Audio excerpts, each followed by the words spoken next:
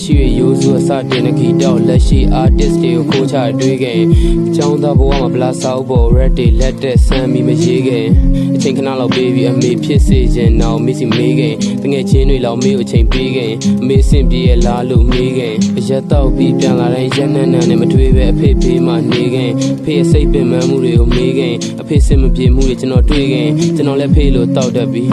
ကျွန်တော်လူတွေချောင်းအဖေကိုမေးခဲ့ကျွန်တော်အိမ်မဆိုးတွေမပ်ပြီးဒီနိုးထားချတဲ့ချိန်မှာအဖေကိုသာမတွေ့ခဲ့အမှုပညာချင်းတူပေမဲ့ကြပြဆရာတွေကိုနိုင်ငံလူတွေမျက်နှာသာပေးခဲ့တန်မိုးရှိတဲ့ artist တယောက်ကိုဒီလူတွေသာ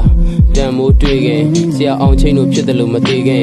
SCY ပိုင်ရှင်မဲ့ပြီးမသိခဲ့စာပေနဲ့ကြပြတွေမမေ့ခဲ့ဒီလူတွေသာချင်းတွေကိုမမေ့ခဲ့တီးဖို့မလိုတဲ့အရာတွေကိုတွင် secret ပြချွေဖို့အထီကိုမေ့ခဲ့ဘောမှာချစ်ရဆုံးသူနဲ့ဘတော်မှပြန်မစုံနိုင်တော့တဲ့အထီသာမဝေးခဲ့မင်းနဲ့ငါသာဘဝမှာမတွေ့ခဲ့ချစ်တဲ့အကြောင်းတွေကိုပြောပြပြီးတော့ငေါ့ချစ်ရလာလို့မင်းကိုမမေးခဲ့မင်းရောငါရောနာကျင်မှာမဟုတ်လေ